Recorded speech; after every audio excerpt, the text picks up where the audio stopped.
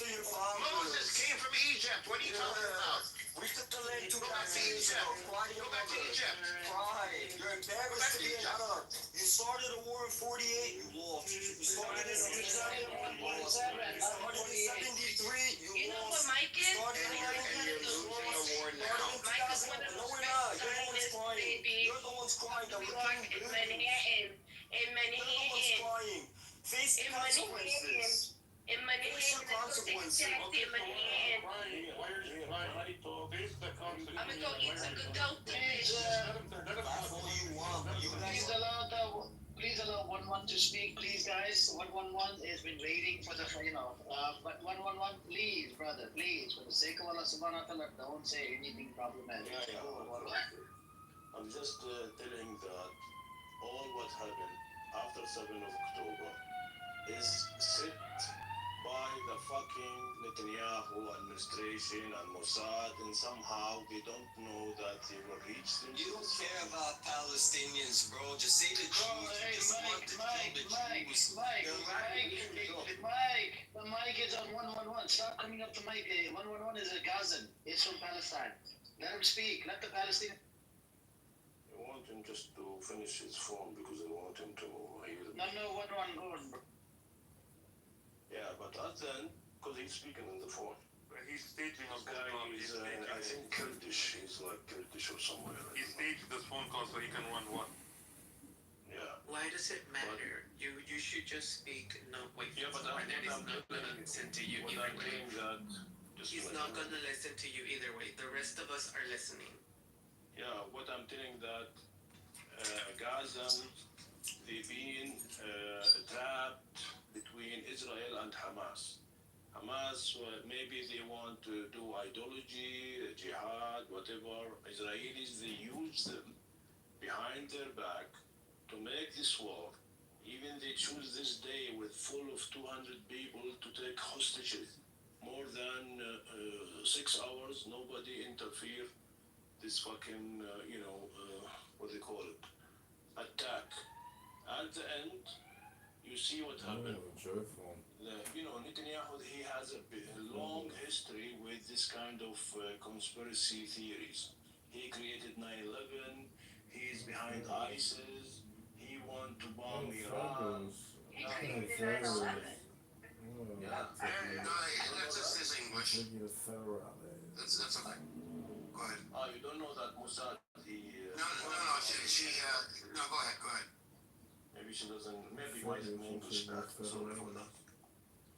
But at the end, what happened October 7, this Semirovich, or what they call it, this guy, Modric, yeah. Poland, he's from Yeah.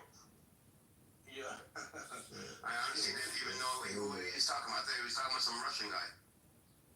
Yeah, whatever his fucking name, I don't pronounce Yeah, it. it's- I wish I could take a time machine Yeah, and go but, back when the second temple was being destroyed, so I would have helped. Please allow 111 to speak. Come on, guys, please. I mean, this guy, before he became, what they call it, a minister of the economy or whatever, he was studying, or he made like kind of papers, research how Israel to reach to the big state. That was in 2017. And he created kind of like a scientific paper that, okay, we need to create an enemy. This enemy has to be stronger than and how to attack Israel. So we have to help them to attack Israel so we can revenge by using all the people around the globe to help us and support us to demolish Gaza. Then we go to the West Bank. So we have to create this enemy. This is what his master degree or PhD or whatever paper was. Then those people, they like his approach, so they hire him to be the leader of that Israeli, the Home party. Then in 2019, he came to power with Netanyahu together to implement this study. Okay? 2022, he became in the government, and we saw how they helped Hamas to reach the power, to smuggle things, so they can, even this Sinwar, something to do with him. He's of course, he hasn't meant to be Brings good luck. I don't like kind that. of Thanks. to be used by Israelis, but they've been spying on them for long hours to understand that what is their approach.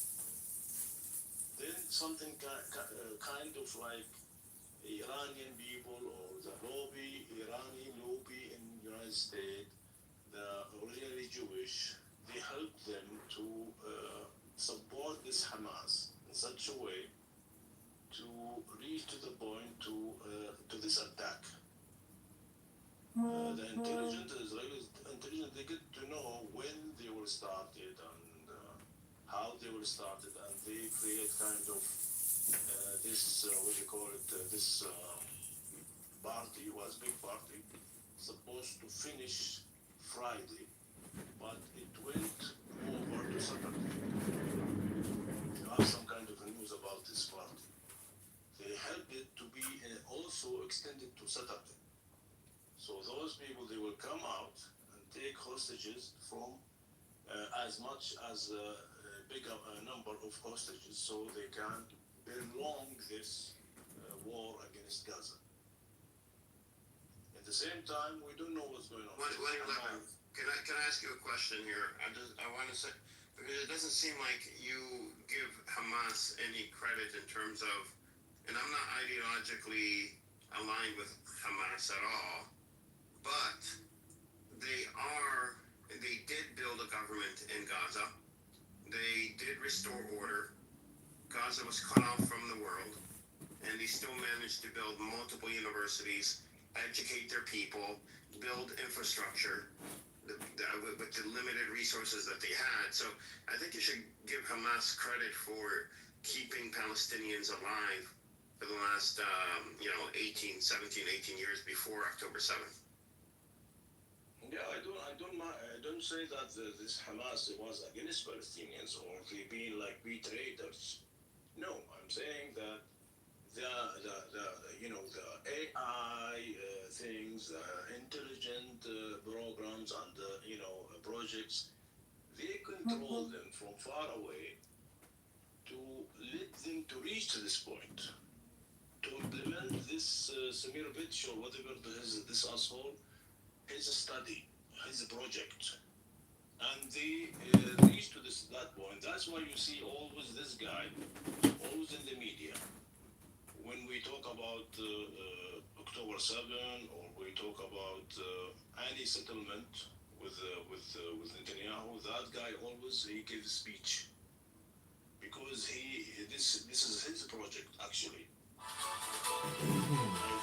have the document in Arabic, but translated from kind of his study, but I don't have it in English. So this guy, this is what happened in Gaza, his plan. Together, after they discovered, I think 2004 or 2006, they discovered this oil and gas in Gaza, and they tried not to let any company to take it out since that time.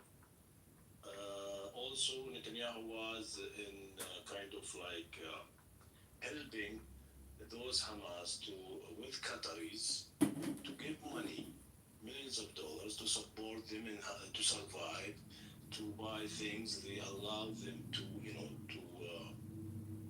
let them with the tunnels to build up some kind of base, so they and rockets, so they can use them to reach to this October 7th. And you remember, like 3, 4, or 6 months before this attack, they had agreement with Hamas. Okay, do not attack us because we're going to bomb the other party in Gaza, the one called what do they call it, Saraya al-Quds or something like that. Who who's the other party than Hamas in Gaza? What is the name? Islamic Jihad, and you're saying that Israel made a deal with Hamas to bomb Islamic Jihad? Yeah, in Europe. No, I'm sorry, brother. That can't be right. Yeah, but it happened. It happened that they bombed jihad, Muslim Islamic jihadi, but they wouldn't have made an agreement with Hamas to do so because no, the agreement do not bother. Do not bother. Hamas do not bother. We are taking off those people because we have kind of hudna or peace talk between us and you, Hamas. So do not bother. We are taking off this jihadi, Islamic jihadi, whatever they call it, jihad al-Islami. So it happened. They bombed those people, and Hamas hasn't interrupted. And since that point, we can reach to there is something is cooked out to reach to after a few months to October 7. Especially after the agreement that they're going to set up a kind of trading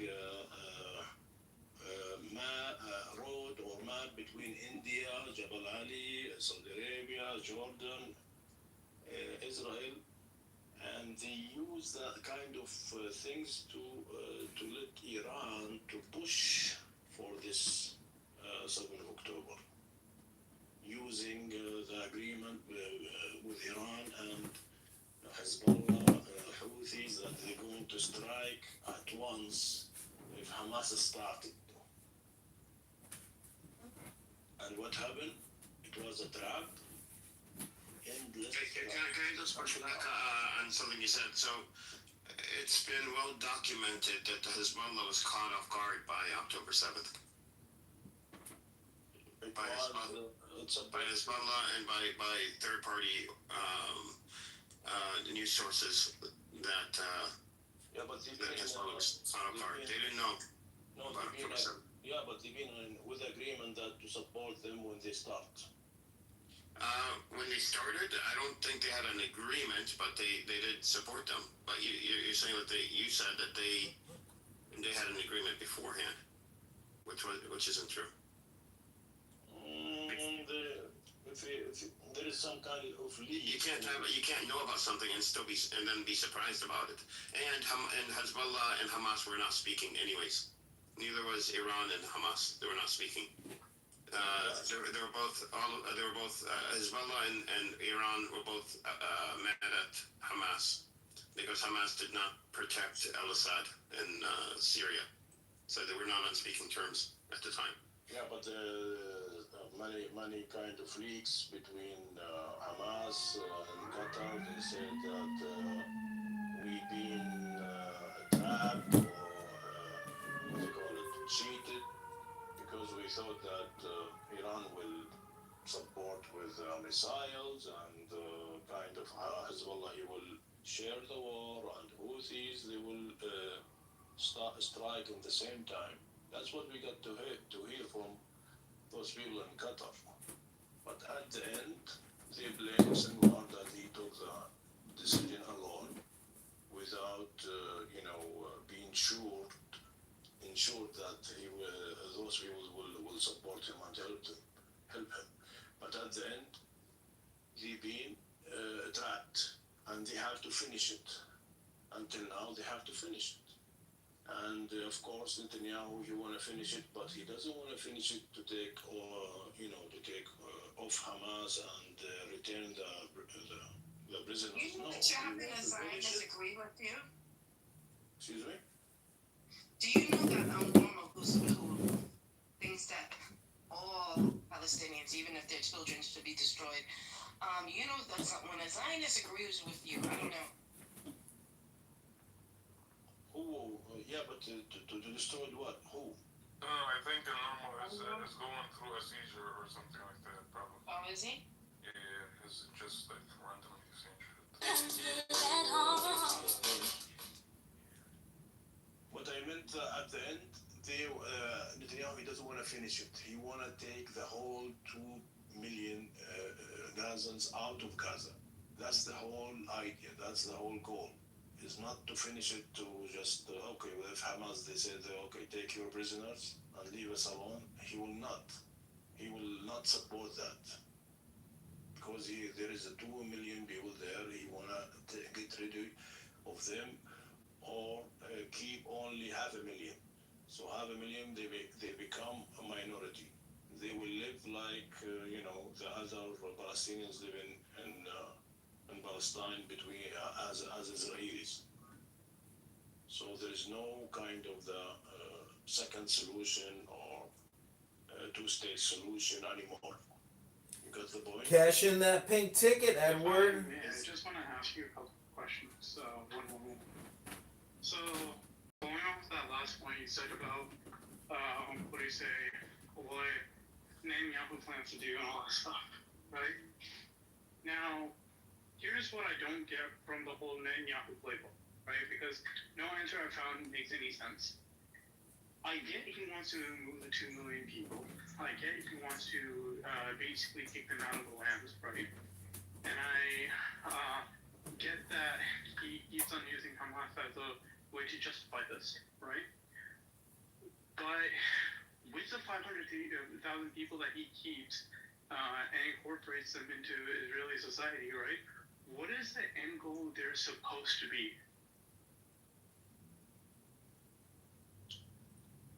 You mean, yeah, because I believe that the Palestinians they will not leave the Gaza at all, because they will not, Egyptians will not accept them, Jordanian will not accept them.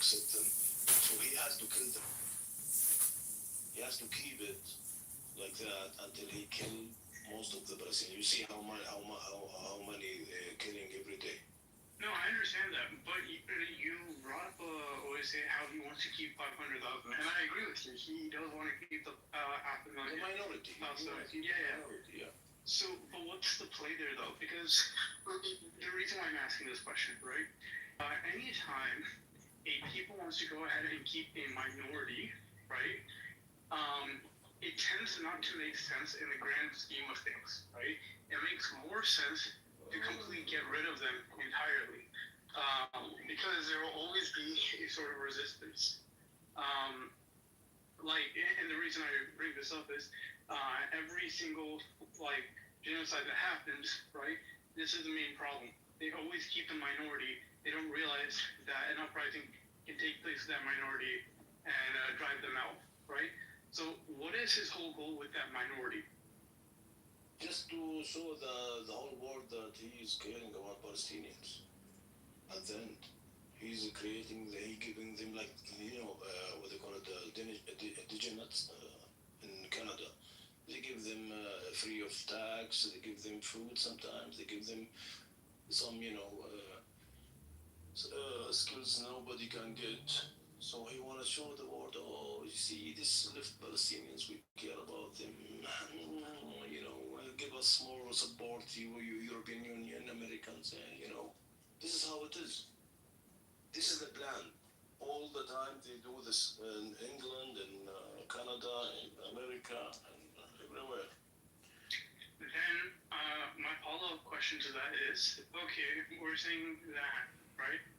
Now, if this is a question that follows up into my next one. Have you ever noticed Chinese workers in the Israeli settlements or in parts of Palestine? Indians, you mean? Chinese. No? Okay. So now my question into this is, right? You talked about they want to save these Palestinians looked moral, quote unquote, all of that stuff, right? But this is something that was asked by, I think, the foreign minister of China, and they were apparently tasked to go ahead and have no communications with the Palestinians. Yet somehow they're claiming they are having communications with the Palestinians. I thought for the long time, right, like you're claiming, they have no contact, they're not in the Israeli settlements, all that stuff, whatever.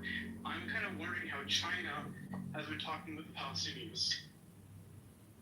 They're not talking to us. I don't know.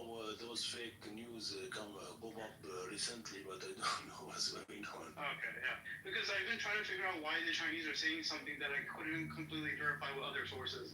Maybe it's not Chinese. Maybe somebody's just playing AI all the time. No, the Chinese have been saying that they've been in contact with the Palestinians in Asian media circles and stuff, right? So I can't tend to keep in contact with some of my Asian friends back from home, and they always talk about how the Chinese are in support of Palestine. I mean, Brother Sam, I think they would only have two options. They either get in touch with Mahmoud Abbas, PA, or they get in touch with Qatar and talk through Hamas. Like, I think this would be the only two options they have. I might be Okay, I see. I don't see any ways for them to get in touch. Yeah, again, with what I read from whatever the foreign minister said in China, in Chinese and all that stuff, it made no sense to how they were in contact with Palestinians when I know they're not in that. But you're right, it could be those other two sources. Okay. Yeah, but at the end, they want to keep it as it is. Keep killing few Palestinians every day until we reach to the minimum. And I don't know how they allow themselves to do that. Because 2 millions is not easy to vanish them even in a year to keep 200 or 500. So something has to happen. And I believe Hamas, they are like doing that they want to do something against Israelis and to revenge, but at the end Israelis are controlling this shit with Trump and those things, to make it belonging this problem, to keep it longer than it is. They're just talking about negotiation, but there is no negotiation. This is like bullshit. Today negotiation, tomorrow we just fuck it up, like what happened before. I'll be very honest on the American front, right? America and China, both, right, are in the position to go ahead and end Israel as a country. It's not like they're not, right? Both of them are in control in two very different ways, right? America could stop selling the weapons or giving the weapons to the Israelis, which will open them up to so many attacks, whatever, and Israel would be finished of them, right? The second is China gives a lot of surveillance technology and support, right? Again, without that, they'd be finished as well. So it's like what they're trying to do, at least from the American and Chinese perspective, is they're playing global politics and who is the most morally justified government, right? And who should be the superpower that the world listens to. America lost that platform, especially when Donald Trump took that stage in 2016, right? And has been slipping ever since, right? Which is why I say Donald Trump is easily one of the greatest presidents in U.S. history, because he's made sure that the American veil of bullshit has been lifted. Now, the question is that, and you're talking about why they're killing only slowly. They're trying to rebuild that veil of moralistic integrity and trying to keep the whole, innocence of Americans and Israelis and all that stuff while carrying out whatever they're carrying out, right? If it comes to a point where they can't justify it anymore, then they might just go ahead and massacre them in one fell swoop and call it a day. Or they might get folded before that.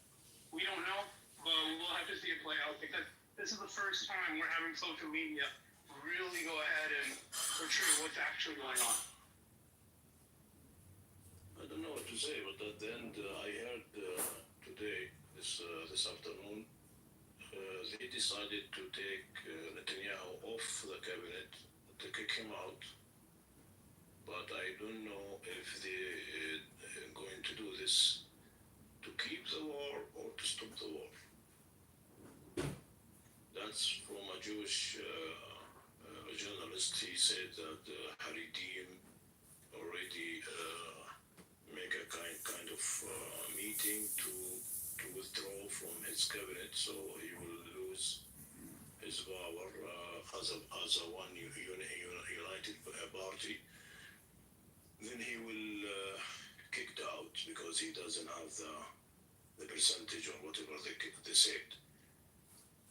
But is this because they're going to finish it? I don't believe. But they're going to make it more like to take Gaza in another way, not just to leave Hamas to come back or Palestinians to stay. To answer your question, this is something where I go ahead and dub it as a collateral damage analysis, right? So sorry to cut you off, Sam. Like I'm reading this 2 hours ago. Did Netanyahu accept the ceasefire proposal from the U.S.? Oh no, he's just going ahead and playing that so then he can go ahead and bomb and destroy everything. Listen. I'm just reading it Y'all now. bro some depressing motherfuckers up in here, okay? That's just my life. What? It's okay to be Eeyore. Don't be a Eeyore. He Be a wants to tigger. be Eeyore. Sometimes he needs. Don't be a Eeyore. Be a tigger like me. Oh my gosh, I love tigers. Can we hang out one day? Yes, of course. Anyways, just getting back to my point, right? It's called what do you say? It's called the collateral damage analysis, And what if right? it doesn't And this happen will like answer. that? What if it doesn't happen like that? What if it doesn't? What if there's so much fucking pressure that Bibi Netanyahu just is no longer going to be in charge and the Israelis are going to change their government? So that's the thing. That's what I'm about to. That's about what I'm about to answer. No, this has been going for 78 years. You want to see the fact that you may think that this will change is impossible. Yeah. They always do Thank you this. for They are using these that animals always do optimistic this. They will never change, and nothing will change them. The only So- thing that will change them is for the whole Western countries and the Arab countries to stop anything that has to do with Israel, cut off their aid, and stop investing in the economy. That's the solution for it. That is true. And that's exactly the point here. Collateral damage, right, is the Israelis going ahead, and this is any government at this point. They go ahead and have to look at themselves socially in the world's eye view and say, there's a point of no return where we can't come back from this and save our reputation, et cetera, right? They've understood that they have passed that threshold and they're trying to push the blame onto Netanyahu alone, right? We all understand that the problem is Zionism, right? Not just Netanyahu, right? So if the Israelis go ahead and have a coup and kick out Netanyahu, does that mean they'll stop what they've been doing? No. Israel has had leaders that have done the same exact thing to the Palestinians for 70 plus years. It might. There's a small chance that it might. But most of the time, not really, right? Again, Netanyahu is voted in for the expressed idea to completely eliminate the Palestinian state, right? Which he has done valiantly, right? Now, there's a problem for Netanyahu, right? If the entire media is against him, right, it makes Israel look bad, right? Now, if it makes both him and Israel look bad, Israel's entire thing is to oust that leader, right? He has had his use, kicked him out, put another leader in, conduct the same operation, right? That is the Zionist agenda right there, right? Now, if tomorrow the West wakes up. Wait, hold on a second. So, so then for all everything that we're doing, people just protesting, nothing's gonna change. Nothing changes. Let all these people who are genocidal maniacs, that just kill people, just let them do it. You know, it is what it is. No, this is a plan. No, that's not the point. That's what you're making it sound like. No, that's not what I'm saying. What I'm saying is, what I'm saying is that that's how they put in self-preservation, right? The point of the resistance, right, and labeling it specifically to Zionism, which has worked tremendously throughout the world, right? Remember, other countries have taken steps to do what? They've taken steps to go ahead and kick out people who are Zionists. They've labeled them as war criminals. They were arresting them too. Like, Israelis can't really go out to other countries anymore, right? So now what we've seen that it's not working this time. They're actually folding in on the pressure. They're trying to use Netanyahu as an out, but it's not going to work, right? What's now left is the Western powers are starting to see that their own moral standards are being questioned severely by their own citizens. Remember, France, who stood valiantly against with Israel, right, is now going ahead and speaking against it. Spain understood they can't stand with Israel. What do you say? The other Western powers are starting to wake up to say, UK as well. They're all starting to say, Canada. exactly. And these are all people who stood with with Israel, right? Palestine. Now they're starting to stand with Palestinians, right? So now the commentary has become, what will America do? And the pressure is now on America to go ahead and change its stance, which, frankly speaking, I think it will, because there's a point of no return that Israel has already crossed. Can I give you my opinion? And I don't even think it's a point of no return that Israel has crossed. I think because of Putin making Donald Trump look like a loser the other day with the Ukraine and Russian ceasefire, you know, you don't hit one thing about a narcissist. You don't hurt their ego, right? So now he has to look like the hero of the Palestinians and the Gaza Strip and all that. The United States have to do that because of what Putin did to Donald Trump. And like there was supposed to be a ceasefire.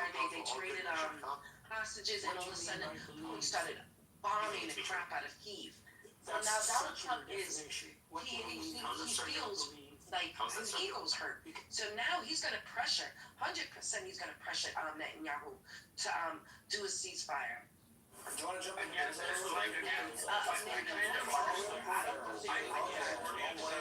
The Penguin.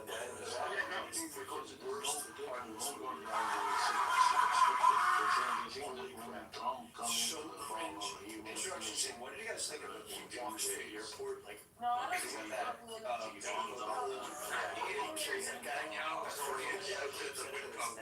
Listen, I don't care if the Arabs gotta buy fucking Trump.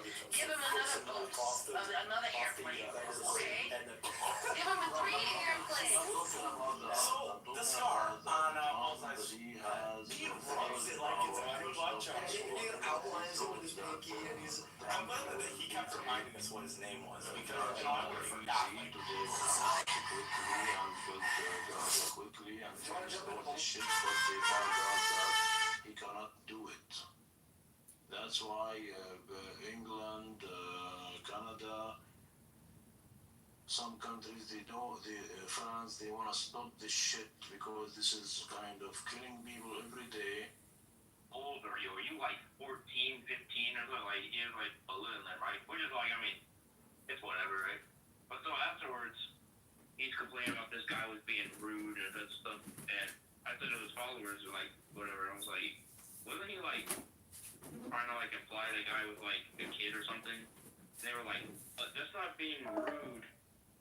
He was at that so that he could be softer on him because obviously he wouldn't be as harsh towards a child. I was like, really? What type of like yoga stretches are we doing? That's crazy.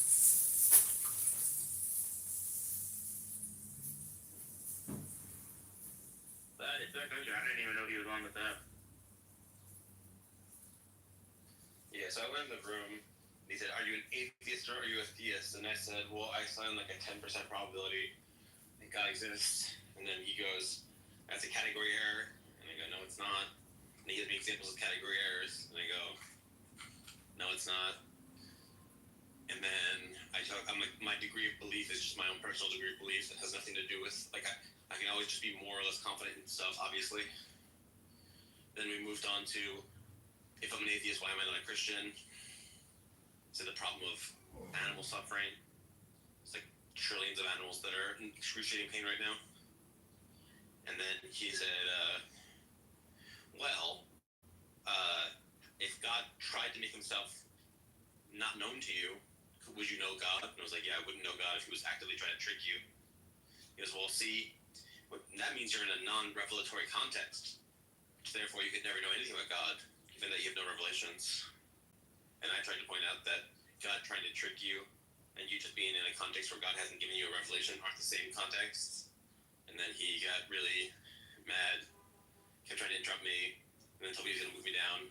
So I called him a retard, who was incurious, and then he kicked me out of the room. Is that your first interaction with him, or you've talked with him before? My second one. Yeah, so he I'm sure you've noticed this, but so he already has this pre-written script for how he wants the conversation to go. So if at any point you say something that diverts him off that script, that's when he gets really mad and calls you a retard. So. Yeah. He tries to control conversations, but he's a retard. Yeah. I think he's a really hard Calvinist or something too. So he thinks that babies are being tortured in hell just for the crime of existence. Which is what I don't know exactly everything Calvinists believe, so I don't know that. But his thing about wait, how would you say in English? Is it determination or something the absence of free will or whatever? He has a script that he does with other Christians, where it's the same thing. Every argument he has is he has to go exactly the way he wants it. He doesn't know how to react. It's always just it has to go down this exact specific path. If anything diverts from that, he just gets mad, kicks it. I'd say you're about 70 years old this year. Yeah, he's old, but I don't know how that. You would think that he'd be more relaxed than if he was that old. Yeah, well, he's just like a bully who gets off at trying to dominate people in conversations, but he's too stupid to do so in the normal way of just being smarter than people. He has to do it by controlling the conversation in such a rigid way that no one can ever speak more than a word. He's an embarrassment, an absolute embarrassment. What kind of fucking joke of a person can only win conversations if they let you say one word at a time? That's like saying I can only win fights against people if their eyes are blindfolded, their arms are tied behind their back, and they can hop on one foot. That is the equivalent of what Darth Dawkins is. He's a pathetic man who has to control people in order to win verbal conversations. He's a low IQ, bad reasoning piece of shit. Another thing is I'm not saying that it's never happened, but I've heard him quite a lot on Discord, and I've never seen him convince anybody, ever. I mean, someone that was convinced by his pathetic tactics deserves him.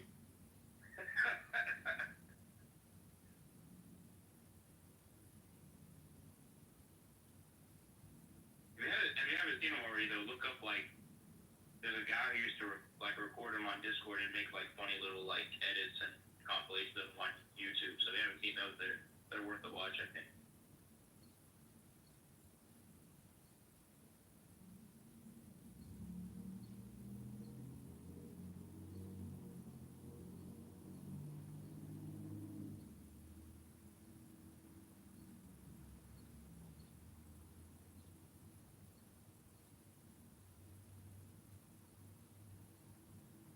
There's a guy on here too that used to be on Discord, and he was I'm not sure he was one of his cronies. His name's Arthology or something. On Discord it's still Darth Barth. You know what I'm talking about? There's a guy on here named Barth. Is that who we're talking about? Yeah, he used to be one of Darth Dawkins' cronies back on Discord.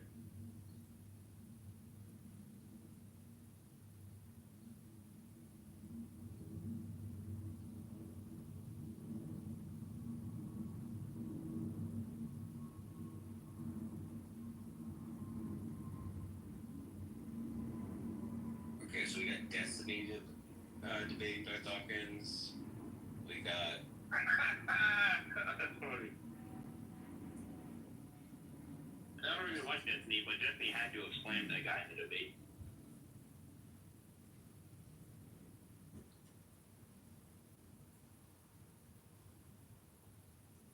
Darth Dawkins freaks out about politics. That sounds fun. We have Pine Creek shows how to handle Darth Dawkins.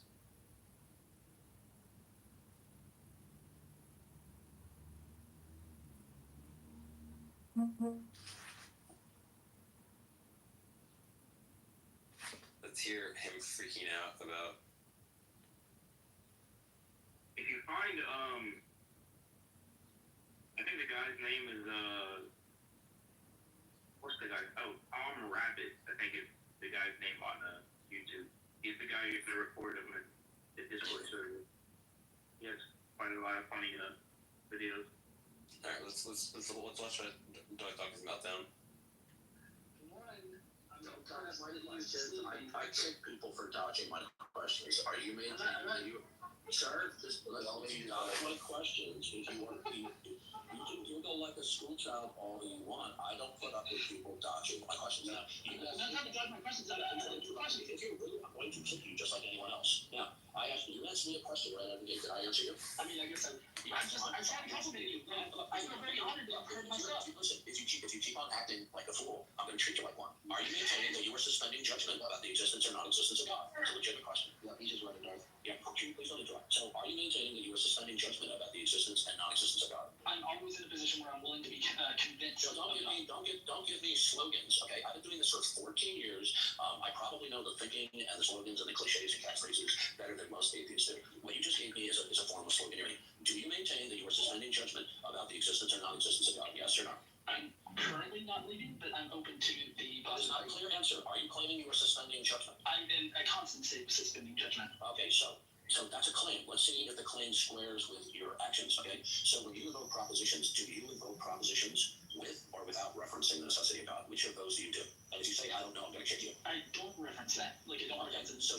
So that's right. So by choice, you've made a judgment that it's not necessary to reference the necessity of God, correct? I don't think God is necessary now. Okay, so if you say God is not necessary, that's an indirect denial of God. So an indirect denial of God is very much a denial of God. So we can stop with this silliness that you're neutral. You have now admitted that you are indirectly denying God. If you say God is not necessary, then God cannot logically coexist. So you have denied the existence of God. So explain to me why God doesn't exist. Well, I mean, I'm just saying that I don't believe. So listen, if you try one of the atheist cliches, I'm going to kick you. Now, you're an atheist YouTuber and streamer, and you shoot your mouth off all the time on a multiplicity of the videos. If you dodge a reasonable question of mine, I'm going to kick you. Not because I don't like the answer, not because I don't agree with it, but because you're purposely being evasive. Now, I want you to explain to me why God does not exist. And if you pull another cliche that you're neutral or undecided or you're spending judgment, I'm going to kick you because you just said that God is not necessary. To say that God is not necessary is an indirect denial of God. So now that we're clear that you do deny God, either directly or indirectly, you need to explain to me why God does not exist. You asked me how God does exist, and I answered you. You need to explain to me now why God does not exist. Go. Okay. I deny your version of God. No, stop. Hey, listen. I'm not trying to stop. You're baiting and switching. The issue is you deny the creator-creature distinction, correct? I deny that God is necessary for creation, yes. Right, okay, good. So stop with the bait and switch of saying I deny your God. That's a classic bait and switch from global atheism to local atheism. Now, if you continue to dodge, I am going to remove you, which I would rather not do. Okay? And I'm sincere about that. I would rather not remove you. But because I treat all atheists the same way, that when somebody persistently dodges my reasonable questions, then there's no reason for me to continue to interact with you when you're deceptively dodging my question. So explain to me why there is no creator. Well, I deny your particular version. That's strike two. That's strike two. Repeat it for the second time and bait and switch. This guy's such a fucking cunt. He just can't handle, this is the definition of a bully and a frame lord who can't control. Someone wants to frame questions differently or ask slightly different questions or slightly understand the terms or concepts. He can't walk in someone else's worldview for a minute. If it's anywhere outside of even the tiniest inch outside of his worldview, he will fucking kick you out of a room. He's a fucking dickless, ballless piece of shit. That's what I'm saying. It's all script. It's all just script, and it's such a specific script. You have to give him exactly the answer that he's looking for, or otherwise he has no way to pivot or anything. Yeah, it's the mark of inflexible minds, which is also the mark of a stupid person. Denying the Christian God is an expression of local atheism, not global atheism. You are a global atheist, correct? I mean, I feel like I deny... Answer the question. A global atheist is there is no creator. I'm not a hard atheist. Okay, sir, listen to me. You already have two strikes against you. If you try to dodge anymore, I'm going to kick you. I don't want to kick you. Do you want to be a mature adult and stop evading my questions? Stop giggling on the microphone like you're a schoolgirl. This is embarrassing for a man of your age. Now, is atheism true because there's no evidence for God? I think atheism is the most likely conclusion because there is I'm not getting a straightforward answer. I'm going to ask you one last time. If I don't get a straight answer from you, rather than getting a circuitous, obfuscatory answer, I'm going to kick you. Is atheism true because there's no evidence for God? I don't believe in God because there's no evidence. Is atheism true because there's no evidence for God? Yes or no? Why is it a bad thing to not be my little boy? My little boy. Okay. You see, folks? Fine, but he wasn't willing to work within my bounds of being an agnostic atheist. He called it like a bait and switch and all this other kind of stuff. But basically, he was trying to paint me into a corner and trying to get me to admit to things that I don't necessarily believe and play his presuppositional game. I wasn't allowing him to do that, so he kicked me off. Of course, this is no surprise because generally this is how presuppositionalists operate. As you'll notice. Hi, Wednesday. Bro, I've heard your real voice before. Stop. You have? Yes. Vision? You had a call called unemployment. Oh, was that you on the other line when I called unemployment? Hi, Edward. How's the terrorist going, Edward? How are you? I mean, it's so stupid, Edward. We got your ass. We got you too, Wednesday. We've reported you to the FBI, Department of Homeland Security. You're finished. You're all wrapped up. We got you in a box now. You're in big trouble. Big trouble. You're in trouble for unemployment. You're in bigger trouble. You're a terrorist. From a house that you are in, etc. We got your ass. You're finished. Public. Oh, you better be. They're gonna kick your door in. Can't join a room. They're gonna arrest you. Take you to a black site overseas. Maybe Egypt. And there's No one knows where they go. to disrupt a room. If you come back, let us know where they took you. There's no risk or possibility that anonymous user can do anything other than listen in the public room, and therefore they should have every right to be there. About blocking, because we did hear some, questions about that, where the reality is right now, a moderator cannot remove an anonymous listener from a room. There is a bit of philosophy behind that about what the function of blocking is and what the function of privacy controls are. So what we want to say here is normal blocking rules apply. If you couldn't get in a room because you're blocked by a speaker, you still won't be able to get in that room in anonymous mode. I saw a lot of people ask about that. And if you are removed from a room, you won't be able to re-enter as anonymous either. Awesome, thank you, Adam. That brings up one of the questions that we've got, which is why can't hosts and mods remove anonymous listeners from a room? Yeah, I started to talk about that in the last paragraph and realized we were getting ahead of myself a little bit with the question, but it's because I know that people are chomping at the bit to understand this. So removing, I mentioned that there's some philosophical underpinnings to what we think about removals and privacy controls for. So removing someone from a room is meant as a remedy when someone is being disruptive. It is not meant as a privacy control.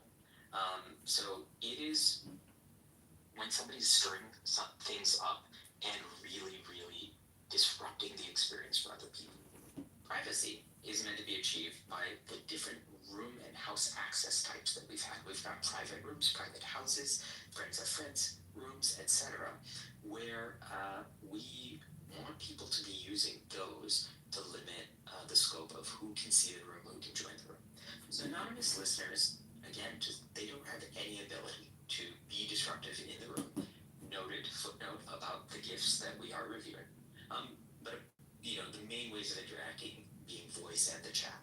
So we made the decision to stay true to the purpose of removals and leave them be for removing people who can be disruptive. That makes total sense. Thanks for that context. So one thing I kind of want to add here, which I don't know if anyone's kind of picked up on, but we for a while had web listening, and that was actually completely anonymous. And as many of the members of the community noted in the discussions I listened to this week, people removed from a room often come back, as like you said earlier, in burners. So as you explained, there's a little bit of context here and some history. So you couldn't be in a room as anonymous unless you had the ability to join that room already, and that makes total sense, and that's a really good kind of benchmark for understanding what rooms you could be in. You're not going to be able to join if you couldn't already. So that's super helpful, and that was also the case That was not the case with web listening, so that's super important. I think that hopefully covers most of people's questions about anonymous listening. I'm sure if you've got some more, you let us know, but I'm glad we were able to talk about that. But we got 3 more features to talk about. So, Allie, what is next? Yes, we do. So the next is the ability to see who viewed your profile. Yep, it sure is. This one was one of the most requested features from our user research. It's pretty similar to what you would find on a variety of other platform apps, from LinkedIn to the wild world of dating apps. And I kind of have this quippy philosophy that if it exists on both of those, it probably should be considered for Clubhouse. So the feature, it shows who's viewed you in the last week, and that's a rolling window of the last 7 days from this moment. So obviously anybody can already look at a profile that's not private, and we're just adding the ability for you to see who viewed yours. People requested this very, very highly, and it's easy to understand why. You're on Clubhouse to make connections, and this is a great way of helping you connect with new people. Connect with new people, not directly at first, but in the sense of understanding who's maybe interested in you, who's checking you out, maybe you check them back out. And the data shows it's working. As we peer in to seeing how people are starting to use these features, exactly as hypothesized, many new connections in the form of friendships have actually been forming from use of this feature and people having a little bit of an icebreaker to see soft touch interactions before they step up to the bigger, scarier reach out. You view someone, you like what they're about, maybe you add them, then they see that you viewed them, maybe feel safe and add you back.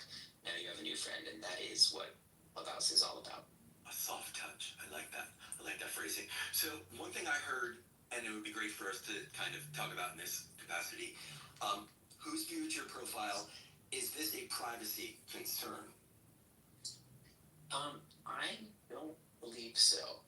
So if I understand the concern correctly, from listening in on some rooms, it's that people have a misunderstanding that everyone could view who viewed your profile. That's not at all the case. So your list of profile visitors is only visible to you, and it's never shared publicly, and it is limited to the past 7 days.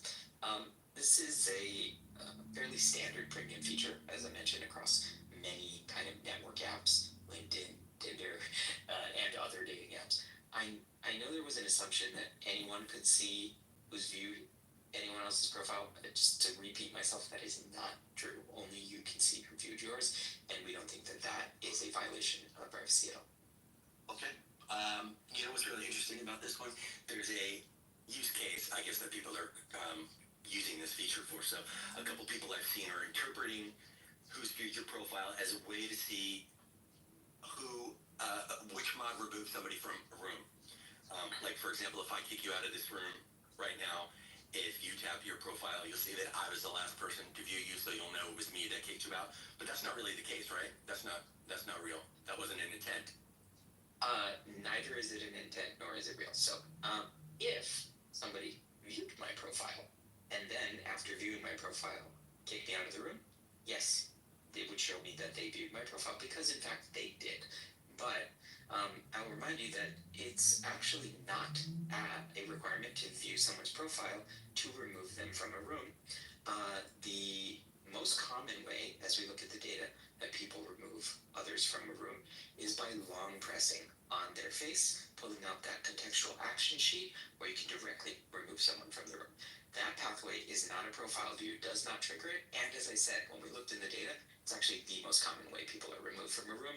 So if you did get booted out and you look at your profile views and you see someone at the top, chances are, no, that is not who removed you from the room. That is very simply who last looked at you, which, as a reminder, can come from anywhere in the app. It is not only people in the room with you who might be looking at your profile, but those who are looking at replays, traversing friends of friends, in search results, looking at events you may have RSVP'd to. There's a myriad ways that your profile can come up on someone's screen to be tapped on, and that would show in your views regardless of where it came from. Got it. So this is, I'm going to just take a little side excursion here because I can't ever say this one enough. It's a great opportunity to remind everyone that if you're hosting a room or moderating a room, be super judicious about who you give your moderator badges to, because we will never be able to share with you who ended a room, who kicked someone out of a room. That stuff is not something that we can share. That is a violation of our privacy policy. So be really careful who gets the green bean, and just want to reiterate that for the millionth time because it is worth saying time and time again. So that is everything on who views your profile, I think. Allie, what's our next feature? All right, so this next one's for all of you who have been sliding into our inbox asking how to add your Instagram or link up your LinkedIn. Maybe you do not have access anymore. We hear you. You can now add links to your profile page. Yay, this is exciting. But heads up, this one tends to trip people up a little bit, so we're going to break it down. Back to you, Adam. All right, I know people have wanted this for a while. This being to add their Instagram, their Twitter, Twitter, and as well as other links.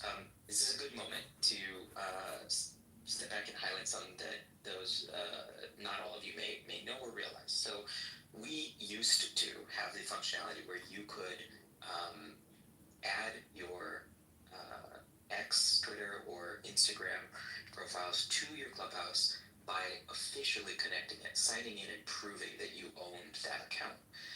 A little while back, first X and then Meta both removed the ability to do this through the API.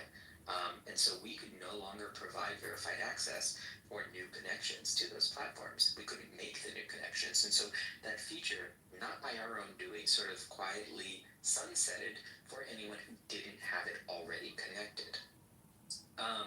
We decided to move by force to this unverified model where people can freeform put links on their profile.